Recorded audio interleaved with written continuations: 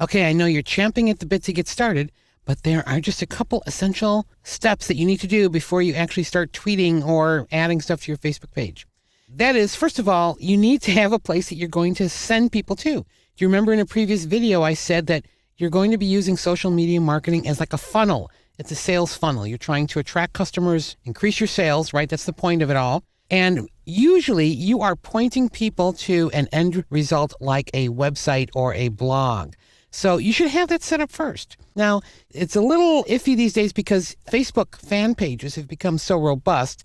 That could be the end result if you'd like people to end up at the Facebook fan page. But you still have to remember there are some people who are not that comfortable with the whole concept of Facebook, and they would rather go to a normal standalone web page. So you are driving people to a web page or blog, such as like in the InDesign Secrets Twitter feed that I showed earlier. We're driving people to the InDesignSecrets.com webpage to subscribe to the blog, to go to the store and purchase ebooks or posters and so on. We're trying to increase sales and increase our subscriber base.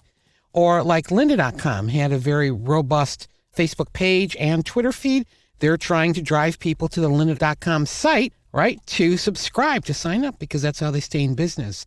So you need to have some kind of web presence set up that is not affiliated with Facebook or Twitter to drive people to before you really start marketing. All right, so get those ducks in a row. In this title, we'll be working with a fictional chocolate company called Bliss Number 5. And I have already set up a WordPress blog called Bliss Number 5 here with some example products and some text and so on. Now, if you're not familiar with creating a blog and you'd like to set one up to drive people to, then you might want to watch one of the Lynda.com videos.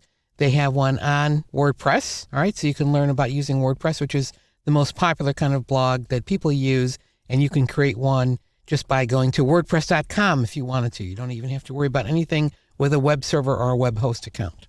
So you have some sort of web presence, a website or a blog that you're going to be driving people to. The next thing you need to do is set up a test Facebook account and a test Twitter account. So I'm assuming that you don't have either one of these. If you do, you can go ahead and jump to the next video. But if you don't have a Facebook account, go ahead and make one. If you don't have a Twitter account, go ahead and make one. They don't have to be the one you're going to be using for business, all right? They can be a personal one. And if you are afraid of committing yourself, what you might want to do is go to Google Mail, to Gmail, and create a new Gmail account, because that's really all you need to do when you create a new Facebook account or Twitter account, is that you need to enter in an email address that works.